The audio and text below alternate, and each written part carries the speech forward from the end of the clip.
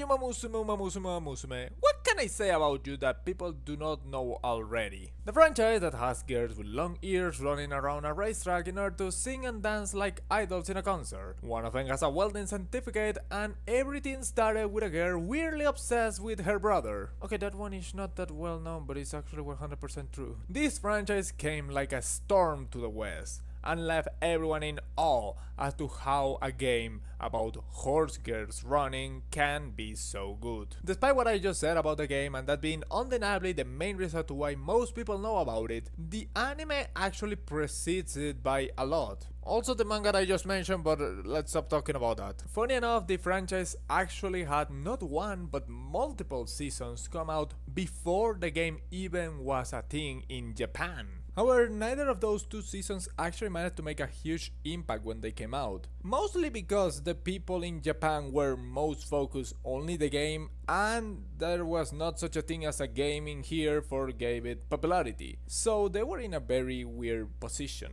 It wasn't until the video game came out worldwide that the people actually started paying attention to the things in the past, and they actually went back to look at them. Then, such as the first 3 seasons were finally given a shot, and the spin-off of Cinderella Grey managed to boost a lot its popularity thanks to the fact that it was being released right around the same time that the game came out. But before all of this happened, there was one piece of media that actually managed to become popular, to the point that it was put in the spotlight not only for some fans of the current Uma Musume, but even for the anime world as a whole. The name of that? Uma Musume, the beginning of a new era.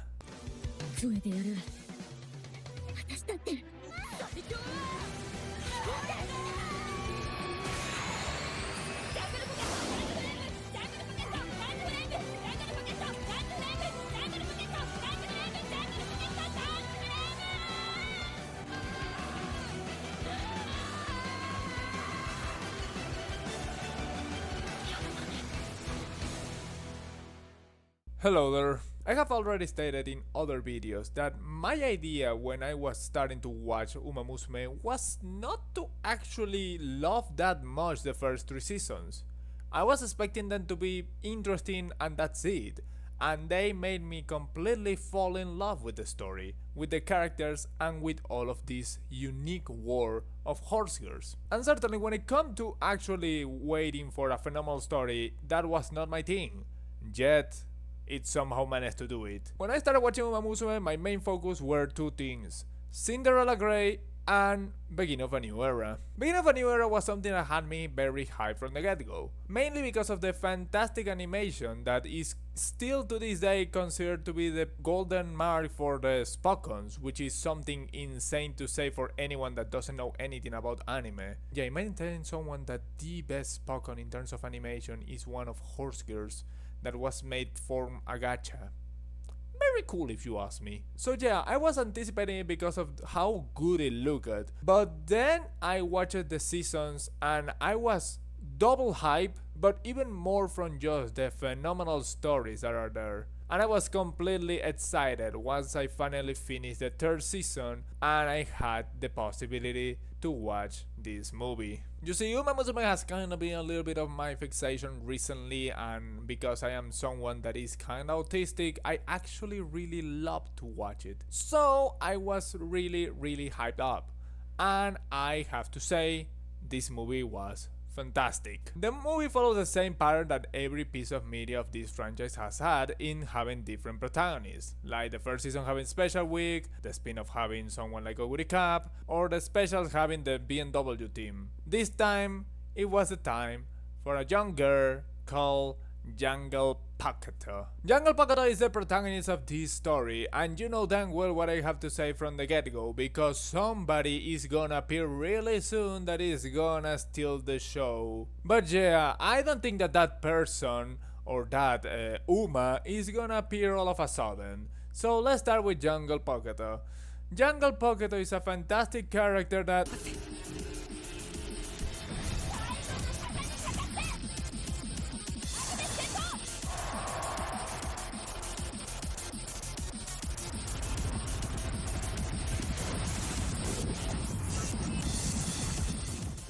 Agnes Tachyon is fantastic. I cannot start talking about this movie without talking first about Tachyon. She is the actual protagonist, even if she is never the main protagonist. She is what moves the teaming of this season compared to the others. You see, something that happened with Uma Musume is that every single season has something to tell you. The first one related with Special Week and her path to become the greatest and never giving up. The most bland of them all, but it was a good setup. The second one was about how to defy the odds even if they are stacked against you in the way of injuries. And the third one was how to deal with the inevitability of what is the retirement of an athlete. There's also BMW, but that is a special and that doesn't matter. And there is also the other special of Road to the Top, where Night the Top Road appears.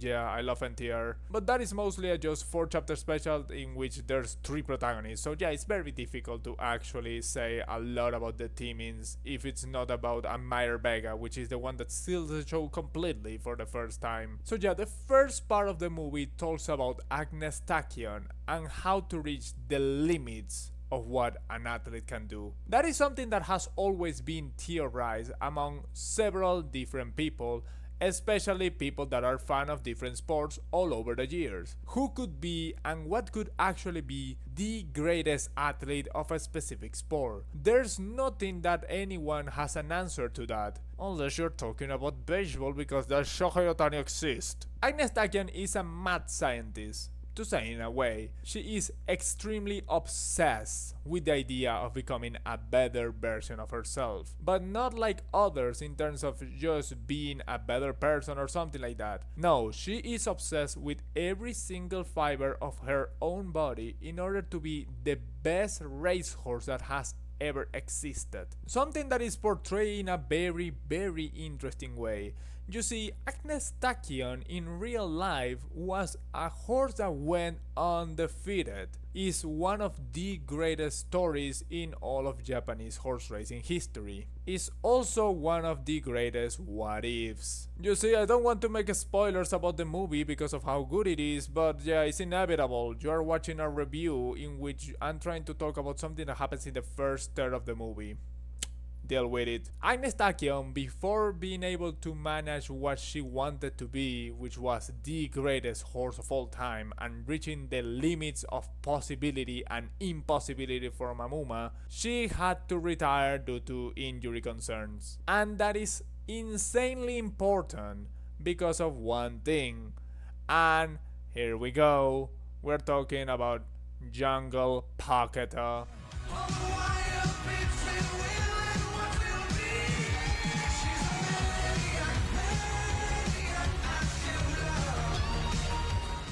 All of the first third or even half of the movie is between Jungle Pocket and Agnes Tachyon, and rivalry which was never meant to be. The first 2 times that they face each other, Tachyon just demolished Jungle Pocket, and she wanted to be still fighting for more. She knew that she could have accomplished something like winning against Tachyon. The thing is that she never had that as an option. As I already stated, she had to retire before she was ever able to face her again. So this becomes something very complicated for Jungle Pocket.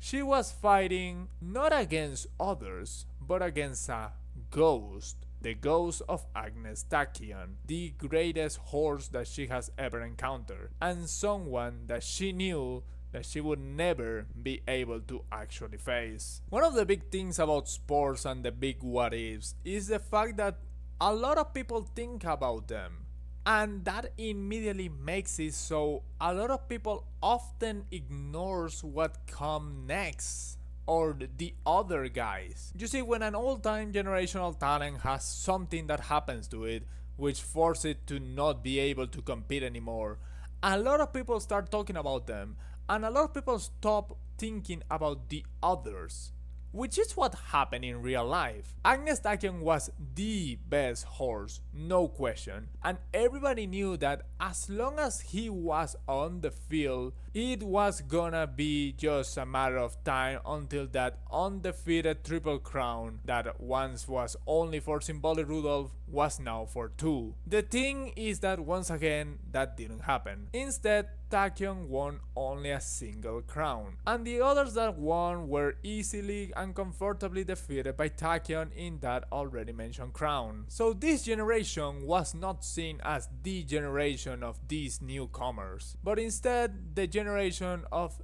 the Phantom Triple Crown winner, which made it so everyone else was regarded as not as important for the general audiences. They were still gonna watch it, but there was always this lurking feeling of it should have been Tachyon, and it's portrayed by Jungle Poketo. Jungle Poketo is a very energetic girl that, as far as we know, she didn't have to suffer a lot, something that is already better than a lot of other protagonists. However, she also has something that is really bad that we already established. Once Agnes Tachyon announces her retirement, she feels completely empty. Her rival, the one that she has been waiting for her whole life, somebody that can keep up with her and maybe even surpass her, is now gone forever. She is there physically, yeah, but you cannot race against her. Never again. That made it so, alongside the Ghost Triple Crown thing, Jungle Poketo felt completely empty. She wanted to race, she wanted to be the best, but how can she be the best if she cannot actually face the best? How can you be the best if there's no way for you to ever defeat that ghost that is surpassing you? How can you be as good as that if you were never good in the first place, and you will never be able to know what would have happened if you exceeded your own limits? Would have Tachyon been able to actually surpass her once again? Or she would crumble under the pressure of trying to face Jungle Poketo to the fullest? It's something that we would never know, and it's something that completely demolished a lot of Jungle Poketo character for a good period of time. You know that you can win because you have the assets and you have the quality to actually win, but you will never be the best, and everyone will always remember the other more than you. Even though this might not be as extreme as the protagonists of other seasons, Jungle Poketo has to feel something very weird and very wrong, which is the feeling of you being useless. That it doesn't matter what you do, you are still never gonna be enough to fulfill that void that other ones left in the past. She is gonna be great, but she's never gonna be as good as the others. She is a great horse, but she's never gonna be the undefeated winner. She is a crown winner, but she's never gonna be the shadow Triple Crown winner. And that is something that she has to face throughout the entirety of the second third of the story. She has to constantly fight herself and her inner demons, how she knows that this is something that is basically inevitable, and how she has to somehow overcome it. She is never gonna be able to defeat Tachyon. That is not gonna happen. So what is she gonna do about it? That is where the character named Kiseki Fuji actually shines. Kiseki Fuji was like the role model for Jungle Poketo. If Agnes Tachyon was her rival, Fuji was what she wanted to become. And very fitting, Fuji was very similar to Agnes Tachyon. Fuji was also a horse that retired undefeated, and was also forced to be retired due to injuries, in the same way as Tachyon, and was also considered to be the very likely another undefeated Triple Crown winner, and that once again was close to doing it, but it was not meant to be. Throughout the lenses of Fuji is that she finally understands that she cannot stay in the past. She understood that Fuji was also similar to Tachyon, and she managed to win against her in a very normal, more casual race, but still a race nonetheless. And there is where she understood that she needed to move forward, not only physically, but also mentally. And there is where she finally puts her eyes on the new goal. The closest thing that there is to Agnes Tachyon, the undefeated for an entire year TM Opera O in the Japan Cup. After having to suffer through her inner demons, she finally goes into that race, and she goes all in, as usual for every single horse girl. But in this time, she tries to defy the impossibility. She tries to defy not only the ghost and the shadow of the Triple Crown, but an actively undefeated horse that managed to win every single race for over a full year. Until, well, I don't think that I need to say it. Jungle Poketo, as every other protagonist, fulfills a role in the terms of an athlete in real life. In this case, it was the athlete that has to face the impossibility, the athlete that has to face the superhuman, the best of all time, or one of the greatest of all time, while just being considered to be another one. That, as usual, at some point, some underdogs have to win, and she represents that underdog that is always there, always expecting the time to be the surprise, always expecting the time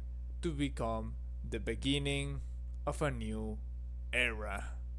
Thank you guys so much for watching. I hope that you enjoyed it. If you want more content like this, please leave a like, comment and subscribe. It helps the channel and it helps you to make me understand what you want to watch. And if you like more Uma Musume, I love the horses. I'm still gonna make videos about them if you do not want to watch them. But if you want to watch them, then it would help a lot the channel to get more comments and likes and stuff like that. Why I'm saying that again, I'm desperate, please. So yeah, without anything else to explain, once again, I hope that you enjoyed it and see you next time. Bye bye.